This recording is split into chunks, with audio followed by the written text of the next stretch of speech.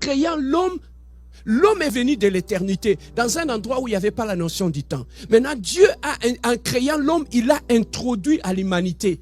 L'humanité, ça veut dire là où il y a les temps.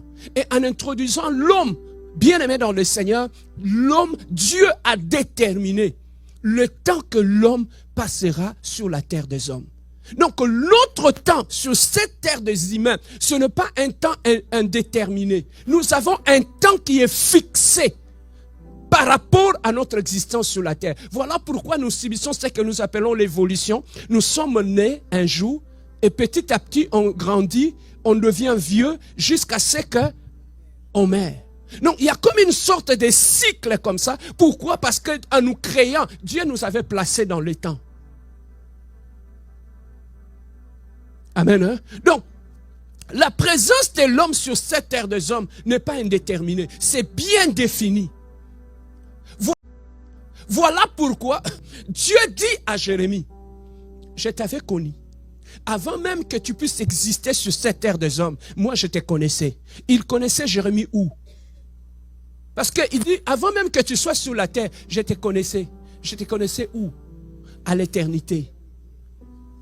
Donc, je t'ai pris à l'éternité, je t'ai amené dans le temps. Maintenant, Jérémie, tu vas vivre dans le temps. Alors, dans le temps, j'ai déterminé ta vie. Il y a un début et il y a une fin. Et dans cette vie-là, j'ai associé ta vie à un plan. Dis le plan. Donc, notre existence sur cette terre des hommes est associée à deux choses. Le temps et le plan de Dieu. Amen. Hein? Il y a le temps et le plan de Dieu. Alors, le plan de Dieu par rapport à ta vie sur la terre, lorsque j'essaie d'ouvrir le temps de Dieu, dans le temps de Dieu, je trouve deux choses. Dans le plan de Dieu, il y a deux choses. Les deux choses que nous trouvons dans le plan de Dieu, ça veut dire quoi? Le temps et les circonstances. Dans le plan que Dieu a associé. Donc ta vie est associée à un plan. C'est le plan de Dieu pour ta vie. Alors le plan que Dieu, lorsque un bébé naît dans la maternité, sa naissance est associée à deux choses. Le temps et les circonstances qui font partie du plan de Dieu pour sa vie. Voilà pourquoi Dieu dit, comme ce moi qui t'avais pris dans l'éternité, je t'ai amené dans le temps. Tu dois savoir que moi, Dieu, je vis en dehors du temps. Le Dieu que nous adorons, il vit en dehors du temps. Il vit à l'éternité. Il vit à l'éternité. Mais nous sommes sa créature, nous sommes dans le temps. Alors, dans le temps, Dieu, qu'est-ce qu'il nous dit? Il nous dit, je suis le maître de temps et de circonstances. Les deux choses, retenez ça. Le temps et les circonstances. Alors, dans la vie de l'homme, si tu échoues, ton échec viendra de deux choses. Du temps et des circonstances. Alors, dans la vie, retenez ceci. Lorsque tu ne sais pas gérer ces deux choses dans ta vie sera un échec sur cette terre des hommes. Il y a des choses que tu dois apprendre à bien gérer dans ta vie. La gestion du temps, du temps. Et la gestion des circonstances dans ta vie. C'est ça qui fait que quelqu'un a échoué dans sa vie. Pourquoi? Parce que dans toute sa vie, pourquoi? Parce que dans toute sa vie, il n'a pas eu la bonne notion de la gestion du temps. Lorsque beaucoup de gens que tu trouves qui ont échoué, qui ont raté leur vie, le grand problème, ils ne savent pas. Sur la terre où Dieu m'a envoyé, je suis contrôlé et soumis au temps. Donc tu ne peux pas résister au temps. Même si tu ne fais rien, tu dors chez toi à la maison. Sachez que le temps est en train de passer. Donc personne ne peut arrêter le temps. Donc le compteur, depuis ta naissance, le compteur a commencé. Qui ne s'arrêtera qu'une fois que tu seras mort. Alors maintenant, Dieu a donné à l'homme ces deux choses. La réussite dans la vie de l'homme, dis réussite. dépend de ces deux choses.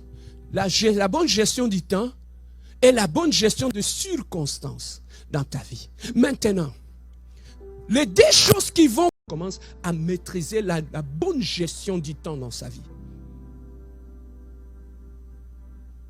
L'échec aussi commence lorsqu'on ne sait pas bien gérer le temps que Dieu nous a donné. Vous savez, quand à chaque jour qui passe, nous tous ici, Dieu nous donne 24 heures.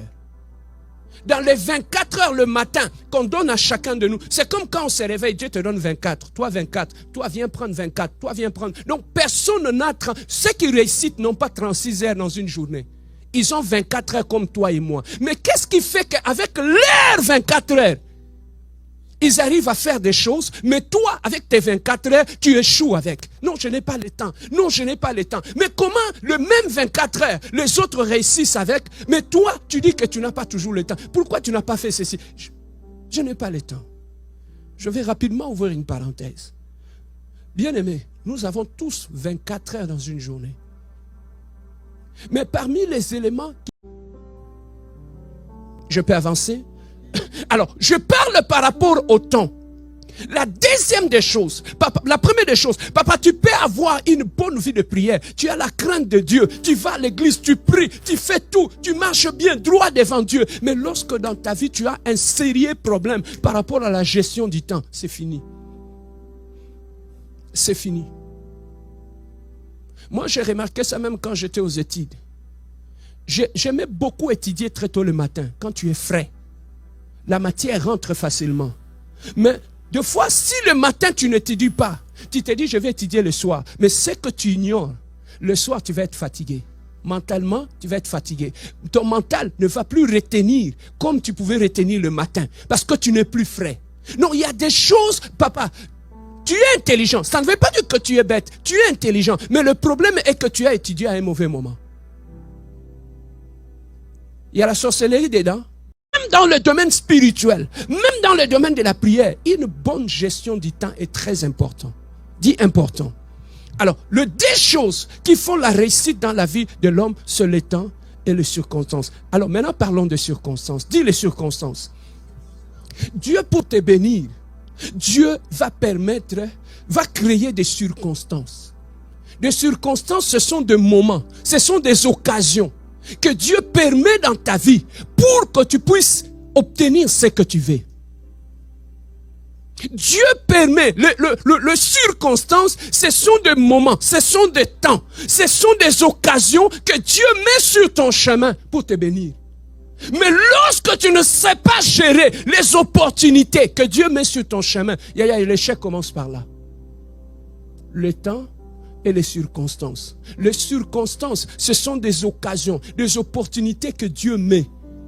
Alors, maintenant, qu'est-ce que les gens pensent? Certaines opportunités dans la vie, ça ne revient pas deux fois. Qu'est-ce que les gens pensent? Certaines opportunités dans la vie, ça ne revient pas deux fois. Dieu le place une seule fois sur ton chemin. Lorsque tu le négliges, lorsque tu ne le saisis pas, il y en a d'autres circonstances qui ne reviennent pas deux fois. Voilà pourquoi la réussite appartient aussi aux gens qui se saisir de bonnes occasions, de bonnes opportunités pour réussir.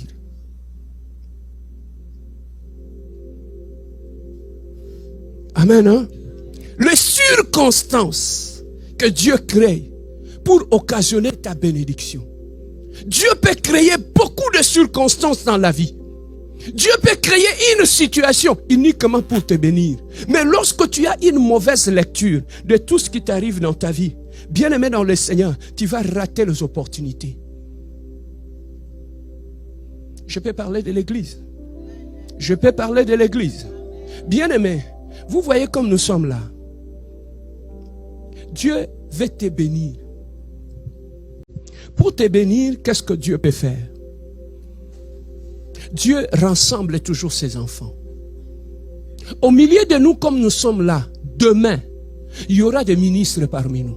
Comme vous êtes là. Si toi, tu ne crois pas à toi, moi, je crois en toi. Bien-aimé, parmi nous, il y a des chefs d'entreprise ici. Parmi nous, papa, il y a des gens qui seront de grandes personnalités demain. Mais Dieu les a placés dans cette église. Papa, l'église est un endroit merveilleux d'opportunité. Pourquoi? Parce que dans l'église, nous créons des relations qui sont saines. Le papa Jean-Luc que je connais aujourd'hui dans l'église, on entretient de bonnes relations. Nous soignons de bonnes relations avec lui.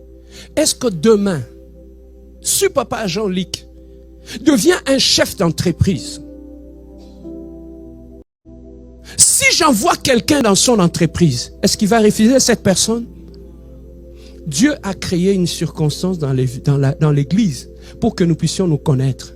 Pour que cette relation demain puisse profiter de multitudes de gens. Alors, lorsque dans la vie, toutes les opportunités de bonnes relations que Dieu te donne, tu le bafoues, tu les négliges, tu les détruis, demain qui va t'aider? Qui va t'aider demain? Il est le maître de temps. Dieu permet des circonstances. Je peux avancer? Tu me permets de prêcher? Papa, vous savez même quand on parle de célibat, l'esprit de célibat. Bien aimé, beaucoup de femmes sont seules aujourd'hui. Tu sais c'est dit à quoi? Ce sont des femmes qui ne savent pas comment saisir les opportunités que Dieu leur donne. Amen, hein? Tu viens à l'église. Tu as toujours le visage fermé. Tu as toujours le visage fermé. Tu ne salis personne et tu peux faire peur à tout le monde. Tu penses que ça c'est une femme forte? Tu veux jouer à la femme forte. C'est toi qui fais peur. Moi les hommes ne m'approchent pas. Papa, tu sais combien de femmes qui disaient dans les temps, moi les hommes ne blaguent pas avec moi. Aujourd'hui ils sont dans les églises en train de chasser l'esprit de célibat. Pourquoi? Parce que les opportunités que Dieu t'a données, tu les as tous bafouées. Dieu peut te donner un merveilleux cadeau, mais dans un emballage simple. Dieu peut te donner un frère que tu vois à l'église, il a l'apparence qu'il n'a rien, mais il a le potentiel. Mais toi, tu as négligé ses frères. Ah, il est façon. Il est ceci. Il est cela. Mais aujourd'hui, le même frère. Vous savez, nos églises sont insultées aussi à cause